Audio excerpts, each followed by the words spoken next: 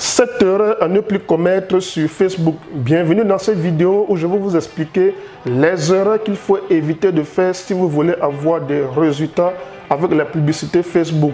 Vous allez voir qu'on va parler des erreurs assez curieuses quand même que des personnes continuent de commettre 16 ans après l'existence de Facebook et qui appliquent des méthodes qui ne fonctionnent plus. Si vous découvrez nouvellement la chaîne, je vous invite tout simplement à vous abonner et activer la cloche de notification pour recevoir régulièrement tous mes contenus. La première erreur fondamentale que beaucoup de personnes commettent encore sur Facebook 16 ans après son existence, comme je viens de dire, c'est de ne pas comprendre le principe de portée organique sur Facebook. Je l'ai constaté lorsque je faisais dernièrement des conférences au Cameroun au courant du mois d'octobre, novembre et décembre. J'étais assez surpris que des gens encore se préoccupaient par le fait d'avoir beaucoup d'abonnés sur leur page. Ils se plaignaient de que comment je peux faire pour avoir beaucoup d'abonnés sur ma page, parce que ces personnes pensaient que lorsque on a beaucoup d'abonnés, ça veut dire forcément de visibilité. Ça ne fonctionne pas comme ça. Facebook intègre la notion de portée organique ou de riche qui est de plus en plus en chute libre sur sa régie publicitaire. Ça veut concrètement dire quoi? En 2020 aujourd'hui, on a une portée organique qui tourne autour de 2%, ce qui revient à dire que si vous avez 1000 personnes abonnées sur votre page Facebook, maximum 2 personnes verront votre publication. Pour donc toucher tout le reste de personnes, il faut passer par la caisse, il faut passer carrément à la régie publicitaire de Facebook. Donc, inutile de chercher à avoir beaucoup d'abonnés, à faire la chasse aux abonnés. Ce n'est pas ça qui vous fera avoir du succès sur Facebook. Moi, à titre personnel, je pense faire entre 1000, 1500, maximum 2000 abonnés en 3 ans, 4 ans. Vous comprenez très bien que c'est loin d'être ma préoccupation avoir plusieurs abonnés sur ma page, mais je fais de très bons résultats. Ça, c'est la première erreur qu'il faut éviter de faire sur Facebook.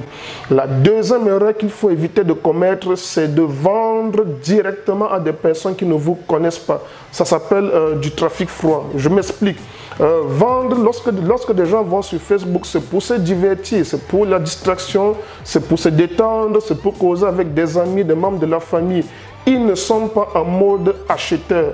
Beaucoup de gens confondent le principe, pensent que Facebook c'est une marketplace, c'est un site e-commerce où on vient faire de la vente.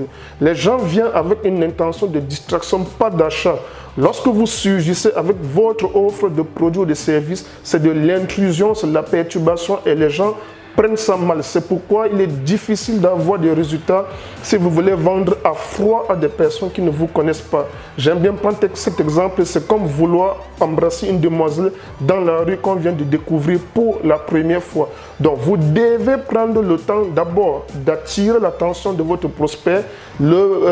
Facebook c'est complètement un marketing d'attraction. Ça fonctionne sur le marketing, souvent le principe du marketing d'attraction.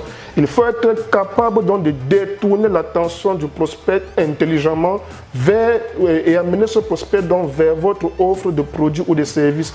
Et pour le faire, l'espace indiqué pour s'y faire, c'est soit un site web, soit un tunnel de vente, ou alors si vous n'avez ni un site web, un tunnel de vente, vous pouvez exploiter la puissance des chatbots avec l'application ManyChat qui est extrêmement puissante, mais que beaucoup de gens malheureusement ne s'y mettent pas encore et s'encombrent avec la chasse aux abonnés sur leur page Facebook. Donc, ce qu'il faut retenir, c'est qu'on ne vend pas sur du trafic froid. N'allez pas directement avec votre produit faire des ventes. J'aime souvent prendre des gens à défi. Personne n'a jamais vu au grand, jamais vu une publicité que je fais sur Facebook pour parler de mes formations, mais ça se vend très bien et des gens trouvent leur compte. La troisième erreur, et qui est la résultante, j'allais dire la conséquence de la deuxième, c'est que des gens ne relancent pas les prospects. Ils ne mettent pas ce qu'on appelle en place du retargeting. Vous ne pouvez pas voir quelqu'un pour la première fois, vous lui proposez un produit et il l'achète aussi spontanément. Même si c'est un achat impulsif que vous voulez déclencher. Il faut reparler aux gens, il faut relancer des personnes. Il y a des stratégies de relance mises en place. Les ventes, vous aurez 90% de vos ventes proviendront du retargeting, de la relance client. Il y a plusieurs façons de faire des relances clients. Soit la relance avec la régie publicitaire Facebook par exemple, soit la relance avec l'email marketing qui fonctionne très bien, ou alors même avec l'application avec des chatbots, ManyChat dont je viens d'expliquer tout à l'heure qui fonctionne très bien.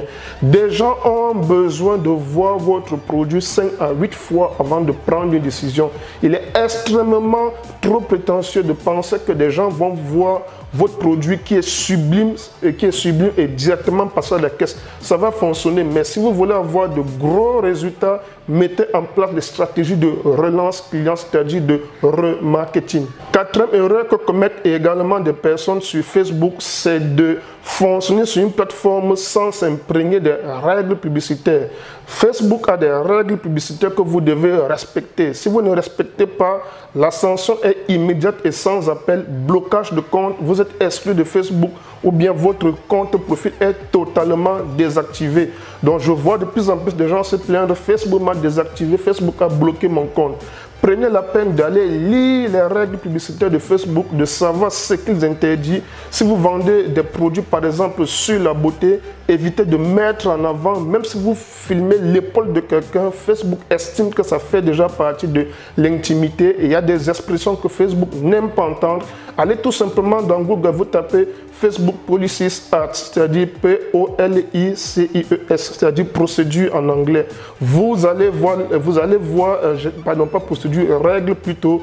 Vous allez donc aboutir à une page où vous allez voir tous les interdits et les règles publicitaires de Facebook. C'est très important de s'en imprégner. Sinon, vous allez commencer un business, vous lancez des publicités et puis après, du jour au lendemain, vos comptes sont complètement désactivés. Et Facebook est de plus en plus sévère à ce sujet et c'est vraiment à 99% de cas, vous n'allez pas récupérer votre compte publicitaire. La cinquième erreur qu'il faut éviter de faire de commerce sur Facebook, autant pour moi, c'est d'utiliser le fameux boost de publication. C'est encore extrêmement surprenant, surtout sur le marché africain, de voir des gens n'utiliser que cette option pour faire de la publicité. Le boost de publication n'est pas optimisé pour avoir des résultats sur Facebook. C'est tout simplement pour créer l'engagement, de l'interaction, vous faire connaître. Mais si vous voulez avoir des ciblages chirurgicaux, si vous voulez toucher de bonnes personnes, optimisez vos publicités, maîtrisez vos coûts publicitaires, ciblez de vraies personnes et non des concurrents, parce que dans le boost de publication, vous allez montrer votre publicité aux concurrents. Et lorsque Facebook diffuse votre publicité, c'est de l'argent que vous payez. Facebook fonctionne suivant le système de coût par mille. Donc, c'est de l'argent que vous payez inutilement. Donc, le gestionnaire de publicité vous permet vraiment d'avoir beaucoup d'outils pour monter de très bonnes publicités avec de bons ciblages, de bonnes analyses. Vous avez des indicateurs clés pour analyser vos publicités et voir ce qui ne fonctionne pas, à quel niveau ça fonctionne, ce qu'il faut corriger et comment surtout augmenter votre budget. Il n'y a que le gestionnaire de publicité qui va vous donner ces informations extrêmement pertinentes. Sixième erreur que beaucoup de personnes également commettent, c'est se lancer sans budget. Les personnes pensent que lorsqu'on dit Facebook, il suffit tout simplement d'aller sur sa page faire des publications ou dépenser maximum 5 €. Les amis, vous ne serez jamais, entre guillemets, riche avec Facebook si vous comptez mettre uniquement 5 € à 10 € dans des campagnes publicitaires Facebook. Facebook demande sérieusement du budget. Lorsque je disais à des personnes parfois qu'il faut être capable de tenir, par exemple, 150 € minimum pour tester vos produits, tester vos ciblages, tester vos publicités. Facebook, il faut d'abord une étape préalable de test avant de commencer à attendre des résultats. Facebook fonctionne suivant les données et les informations qu'elle recueille. Elle optimise ces informations avant que vous puissiez avoir des bénéfices et des résultats derrière. Il faut être capable donc d'investir sur cette phase test, sur cette phase d'optimisation, de recueil d'informations avant d'espérer avoir des résultats. Mais beaucoup de personnes se lancent sur Facebook sans véritable budget ou alors pensent qu'il faut mettre 5, 10 €, 15 €, ça fonctionne. Il faut bien comprendre que lorsque vous vous lancez sur Facebook avec une entreprise Vous devez vous comporter comme une entreprise, c'est-à-dire une entreprise, ça a du budget, on met du budget lorsqu'on se lance. Ça fait partie de votre budget de lancement ou de fonctionnement. Vous ne pouvez pas avoir des résultats sur Facebook si vous n'avez pas du budget, si vous n'êtes pas à l'aise en termes de trésorerie publicitaire. La septième et la dernière erreur que beaucoup de personnes font sur Facebook, c'est de dépendre uniquement de la régie publicitaire Facebook. Tout leur business est bâti sur une page et du jour au lendemain, si Facebook désactive votre compte publicitaire, bloque votre page, désactive votre compte profil, votre business va s'écrouler comme un château de cartes.